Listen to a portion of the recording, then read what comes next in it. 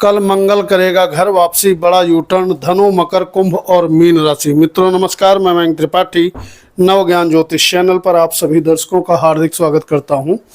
आज के वीडियो में यह जानकारी देने का प्रयास करूंगा कि मंगल देवता जब घर वापसी करेगा अर्थात वृश्चिक राशि में गोचर करने लगेगा तो धनु, मकर, कुंभ और मीन राशि वालों पर क्या प्रभाव पड़ेगा। आपकी जानकारी के लिए बता दूं, कुछ राशियां ऐसी हैं जिनको विशेष लाभ मिलता हुआ दिखाई पड़ेगा और कुछ राशियां ऐसी हैं जिनको सामान्यतः लाभ मिलेगा और बहुत बढ़िया फल नहीं मिलेगा। दूसरी चीज आप ये समझ लीजिए, गुरु, मंगल और शनि का नौ पंचम योग बनने जा रहा है।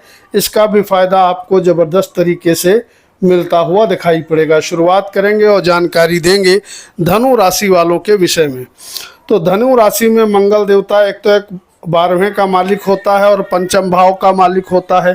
तो इस समय विद्यार्थी वर्ग हो सकता है पढ़ाई के सिलसिले में थोड़ा बहुत यात्रा करें, ऐसे योग नज़र आ रहे हैं। और दूसरी चीज़ यह भी संभव है कि प्रेम में आपको बहुत बढ़िया सफलता ना मिल पाए।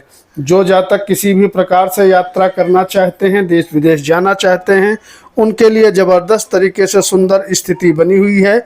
आप लाभ ले सकते हैं क्योंकि यात्राओं के प्रबल योग आपकी कुंडली में बनते हुए दिखाई पड़ रहे हैं। दूसरी चीज़, लग्नेश आपका यात्रा में तो सपोर्ट करेगा लेकिन काम कारोबार में बहुत बढ़िया सपोर्ट नहीं कर पाएगा क्योंकि लग्नेश आपका इस अवधि में उच्च राशि में अष्टम भाव में गोचर कर रहा है। इस समय अगर आप प्रॉपर्टी वगैरह में निवेश करना चाहते हैं तो निवेश कर सकते हैं क्योंकि उसमें निवेश के योग तो बने हुए हैं। और धनु राशि वालों को चाहिए किसी न किसी तरीके से समय निकाल करके कम से कम गुरुदेव बृहस्पति के मंत्र का ज़्यादा नहीं कर सकते तो 108 बार जप जरूर करें ताकि लग्नेश को थोड़ा बल मिले और आपकी परेशानी दूर हो। आपके लिए मंगल का राशि परिवर्तन करना सामान्य फलदायक है, बहुत अच्छा नहीं है, बहुत खराब नहीं है। इसके बाद बात करेंगे अगली राशि मकर की। तो मकर राशि में जो मंगल देवता है वह होता है आमदनी का मालिक और दूसरी चीज होता है सुख समृद्धि का मालिक। तो भैया सुख समृद्धि का मालिक अगर 11वें भाव में बैठ जाए तो अपने आप में किसी बड़े राजयोग से कम नहीं होता है। और वैसे भी ज्योतिष में कहा गया है क्रूर ग्रह को या पापी ग्रह अगर 11वें भाव में बैठ जाता है तो जब तक वह 11वें भाव में गोचर करता है बहुत बढ़िया फल देता है, जबरदस्त तरीके से लाभ देता है। आमदनी का मालिक जब स्वराशि का बैठेगा तो जाहिर सी बात है अगर आप कुछ काम कर रहे हो, नौकरी, व्यापार, खेती बाड़ी, छोटा बड़ा कोई काम कर रहे हो, साइड बिजनेस कर रहे हो, तो उसमें आपकी आमदनी बहुत अच्छी खासी बढ़ते हुए दिखाई पड़ेगी। गुरु का प्रभाव भी मंगल के ऊपर रहेगा। नौ पंचम का शनि और मंगल से गुरु का संबंध है तो इस अवधि में पराक्रम आपका बढ़ा रहेगा। अगर शादीशुदा हो तो शादीशुदा जीवन में खुशहाली रहेगी और अविवाहित हो तो आपकी शादी भैया तय हो सकती है, ऐसे योग भी नजर आ रहे हैं। यानी कि आमदनी के लिए, यात्राओं के लिए, वैवाहिक जीवन के लिए और दूसरी संतान प्राप्ति के लिए जबरदस्त तरीके से योग आपके कुंडली में जो बने हैं इनका आपको लाभ निश्चित तौर पे मिलेगा। भाग्य भाव पे हालांकि शुक्र नीच का जरूर है लेकिन भाग्येश बैठा है 11वें भाव में तो भाग्य का भी बहुत बढ़िया सपोर्ट आपको मिलता हुआ दिखाई पड़ेगा। तो मकर राशि वाले भैया भाग्यशाली हैं जिनके सभी काम लगभग 40-45 दिन तक सुगमता से बनते हुए दिखाई पड़ेंगे। तो अगर हो सके तो आप अपने लग्नेश यानी कि शनि के निमित्त शनिवार को दिया जरूर एक जलाएं। इससे आपका कॉन्फिडेंस लेवल बढ़ेगा और आप तन मन से मेहनत करोगे जिसका आपको बढ़िया फल मिलेगा। बात करें कुंभ राशि वालों के विषय में। कुंभ राशि में भी बहुत बढ़िया राजयोग निर्मित कर रहा है मंगल। रोचक योग जो बन रहा है आपके दशम भाव में। तो अगर आप नौकरी तलाश कर रहे हो तो नौकरी आपको मिल जाएगी, ऐसे योग बन रहे हैं। नौकरी कर रहे हो तो बढ़िया मान सम्मान ऊंचाइयां आपको मिलेंगी। नौकरी में किसी भी प्रकार की बाधा चल रही थी, वह बाधा आपकी समाप्त होते हुए दिखाई पड़ेगी।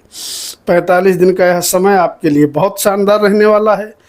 इसके अलावा उच्च का गुरु बैठा है आपके छठे भाव में, तो इसका मतलब ये रहा कहीं ना कहीं गुरु के प्रभाव से ज़बरदस्त तरीके से आपको लाभ मिलेगा।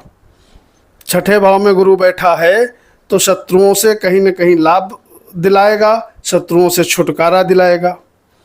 शनि धन भाव पे बैठा है, गुरु से 9 पंचम योग बना करके, और शनि के ऊपर गुरु की 9वीं दृष्टि भी पड़ रही है। इस अवधि में वाणी में मधुरता रहेगी, अपनों का सहयोग मिलेगा, धन लाभ मिलेगा। अगर धन रुका फंसा है तो वह भी आपको मिलेगा। गुरु का प्रभाव मंगल के ऊपर भी है, तो मैंने बताया कार्य क्षेत्र में विशेष लाभ मिलेगा, यानी कि धन का लाभ मिलना, शत्रुओं से छुटकारा मिलना, वाणी में मधुरता रहना, और कहीं न कहीं नौकरी व्यवसाय अगर कुछ करते हो तो उसमें ज़बरदस्त तरीके से लाभ की प्राप्ति होना, इतने शुभ योग आपके कुंडली में बने हुए हैं। इसका आपको लाभ उठाना चाहिए।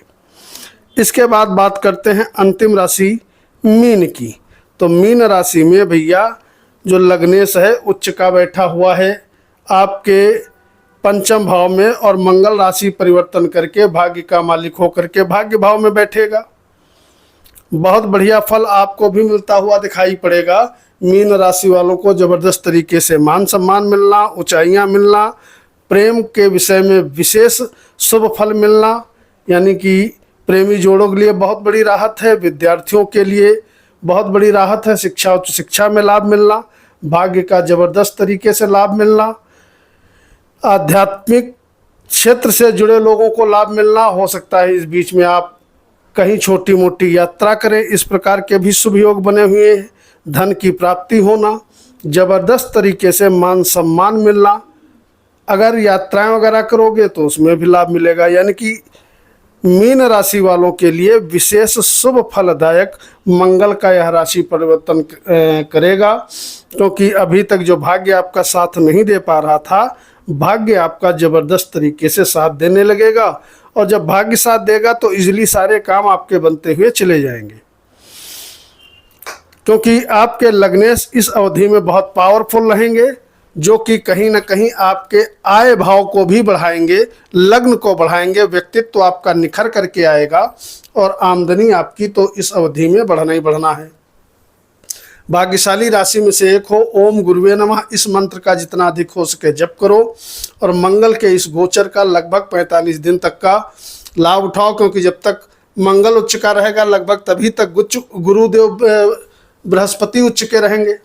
माफ़ करिएगा, जब तक मंगल स्वराशि का रहेगा तब तक गुरु बृहस्पति उच्च के रहेंगे। तो ये 40-45 दिन आपके लिए गोल्डन अपॉर्चुनिटी लेकर के आ रहे हैं। ओम गुरुवे नमः, इस मंत्र का आप जप करिए और फ़ायदा उठाइए। यदि हो सके तो वीडियो को लाइक करके कमेंट बॉक्स में अपने इष्ट देव का नाम लिखिएगा। मयंक त्रिपाठी को अनुमति दीजिए। कल मिलते हैं। नमस्कार।